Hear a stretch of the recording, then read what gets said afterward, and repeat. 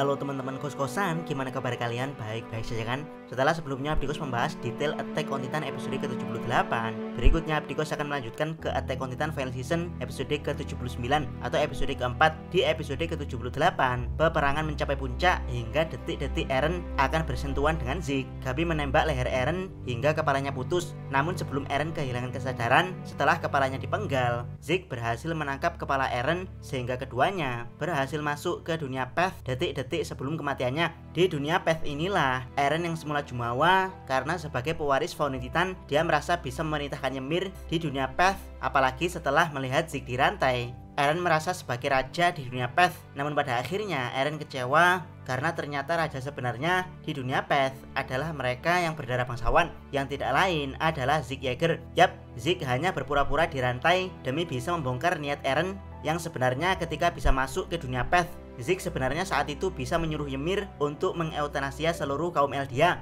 Namun Zeke tidak melakukan hal itu karena dia ingin mengeuthanasia kaum Eldia bersama dengan adiknya. Dengan kata lain, Zeke ingin menyelamatkan dunia bersama dengan adiknya. Yap, sejak awal Zeke merasa Eren mengkhianati dirinya karena pengaruh cuci otak dari ayahnya. Untuk itulah Zeke memilih untuk mengajak Eren studi tour ke ingatan Grisha Yeager. Dan ya, episode ke-79 Attack on Titan berfokus ke Eren dan Zeke yang studi tour di ingatan Grisha. Berikut detail menarik di studi tour mereka. Check it bro.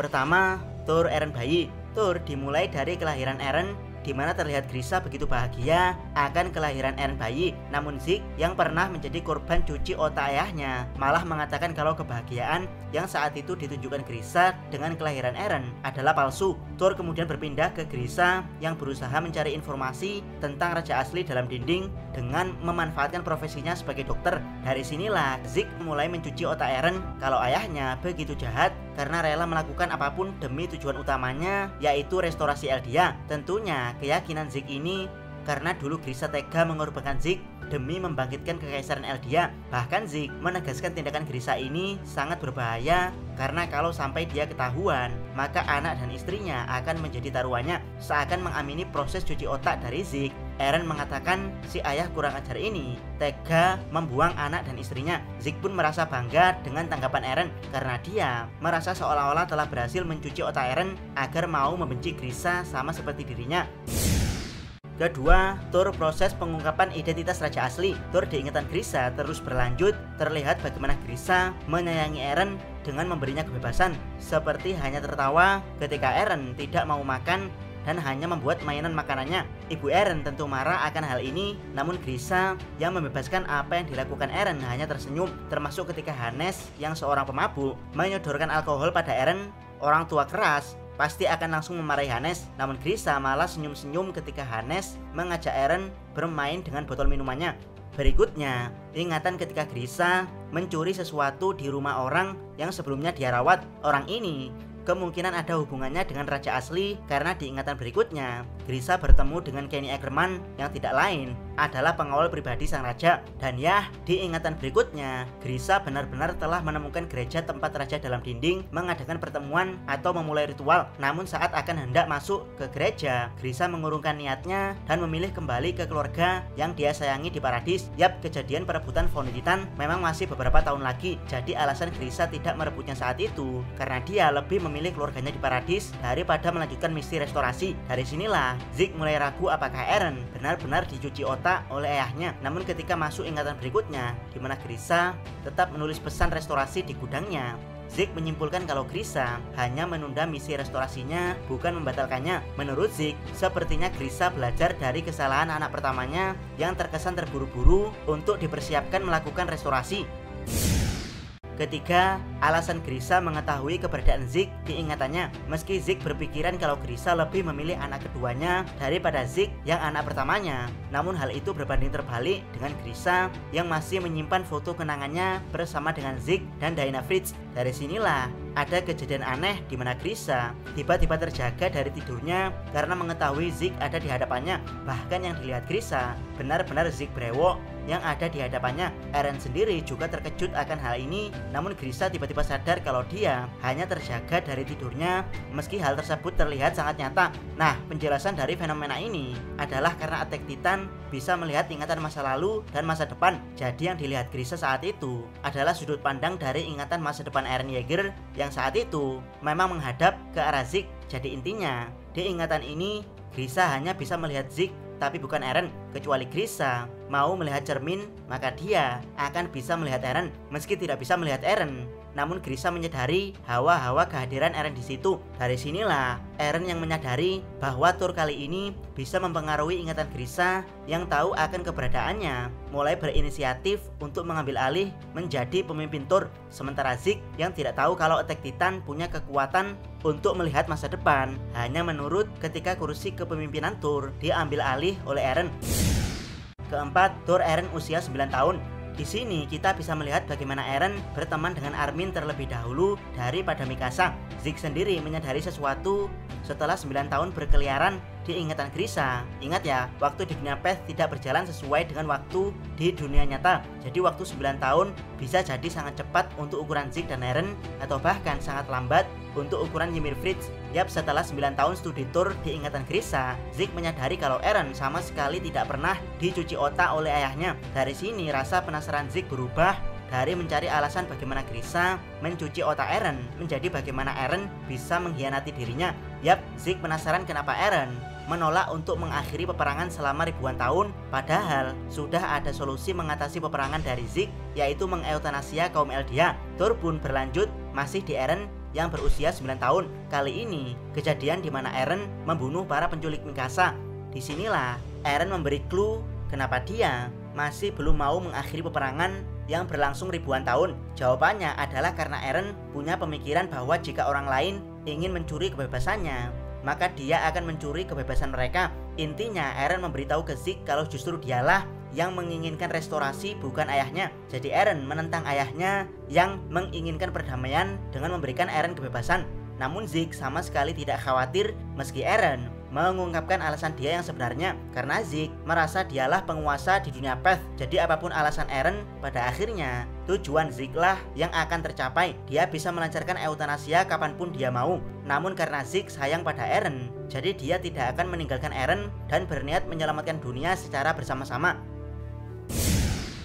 Kelima, Thor merubah masa depan. Batas waktu Grisa untuk membujuk Fauni Titan semakin habis. Dia telah menyelesaikan tulisan di buku catatannya untuk memberitahu penduduk Paradis tentang kebenaran dunia. Dia memegang kunci ruangan bawah tanah sambil merasakan kehadiran sosok Eren dewasa di hadapannya. Keesokan harinya, Thor ingatan Grisa menunjukkan momen di mana Eren mengatakan ingin bergabung dengan Survey Corps karena dia penasaran dan ingin melihat pemandangan dunia luar. Yap, ini sama persis seperti keinginan Grisa kecil dan adiknya, yaitu Faye Yeager. Namun kali ini keinginan tersebut muncul sendiri dari Eren tanpa paksaan dari Grisa. Grisa pun begitu senang, dia membulatkan tekadnya untuk berbicara pada Raja Dinding agar mau melawan Marley. Sebelum pergi, Grisa berjanji pada Eren kecil kalau dia akan memberitahu Eren tentang isi ruangan bawah tanahnya. Namun janji tersebut diucapkan di hadapan Eren dewasa yang memang dirasakan kehadirannya oleh Grisa Yeager. Grisa kemudian pergi sambil memendam perasaan campur aduk antara takut sekaligus bingung karena dari kemarin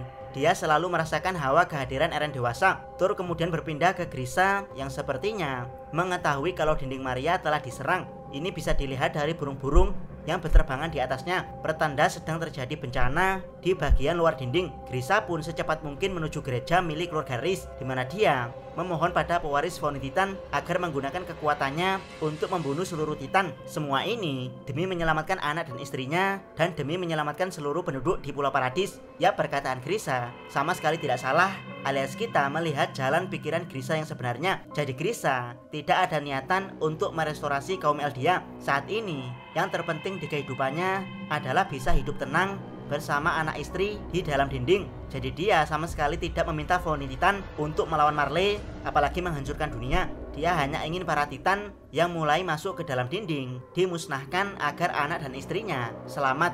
Frida Reis yang saat itu menjadi pewaris Fountain Titan sebenarnya ketakutan karena hari penghakiman dari Marley untuk Paradis akhirnya datang. Namun Frida tiba-tiba memejamkan matanya dan ketika terbuka, matanya langsung menjadi mata Fountain Titan. Yap, inilah yang dimaksud sumpah meninggalkan perang yang dulu diciptakan Karl Fritz untuk diwariskan ke keturunannya.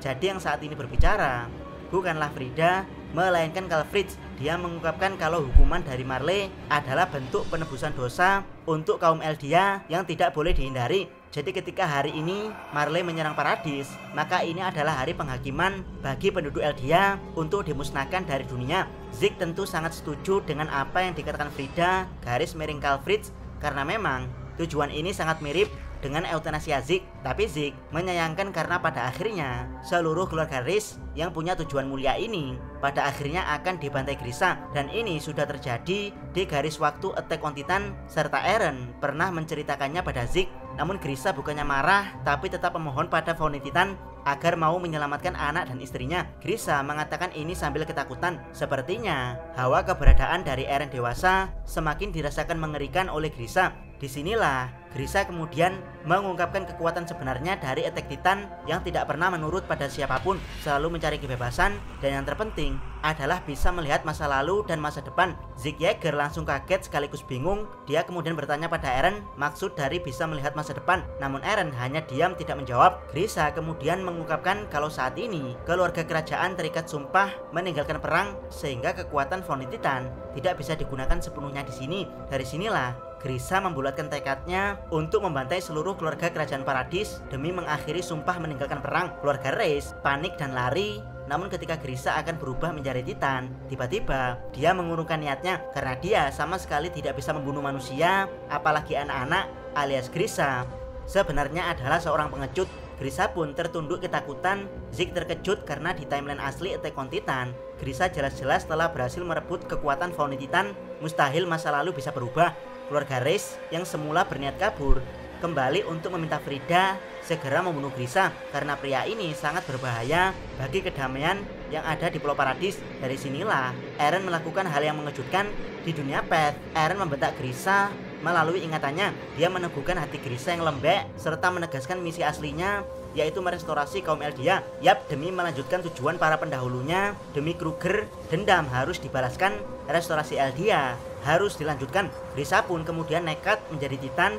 Dia merebut kekuatan Fountain Titan lalu membantai hampir semua keluarga Reese kecuali Road Reese yang berhasil kabur. Setelah pembantaian itu, mental Grisha begitu terpukul. Dia begitu ketakutan pada sosok Eren Yeager dewasa. Saat dalam keadaan mental hancur inilah Grisha melihat jelas sosok Zeke Yeager dalam ingatan Eren dewasa. Dia pun memeluk Zeke dewasa sambil meminta maaf dengan tulus karena dulu memaksanya untuk mengambil tanggung jawab restorasi. Grisha juga mengungkapkan kalau kelak tujuan Eren lah yang akan tercapai, bukan tujuan Zeke. Dia sudah melihat di ingatan masa depan Attack Titan bahwa Eren akan menghancurkan dunia. Sambil menyesali perbuatannya, Grisha kemudian memohon agar Zeke menghentikan perbuatan Eren yang akan menghancurkan dunia. Zeke kemudian terlepas dari ingatan Grisha berkat kekuatan Attack Titan Eren yang mampu melawan kekuatan kehendak sang raja. Episode pun berakhir sampai di sini. Meski hanya berisi studi tour, tapi episode ini dibuat oleh Isayama dengan menggunakan otak, yaitu Isayama mengkonekkan semua kejadian yang terjadi sebelumnya dengan sebuah alasan masa depan yang masuk akal. Oh ya, karena mulai minggu ini Abdikos sudah masuk episode kelima yang sesuai dengan urutan di animenya. Jadi teman-teman bisa kembali bertanya ke Abdikos tentang hal-hal yang tidak teman-teman pahami di anime final season part keduanya ini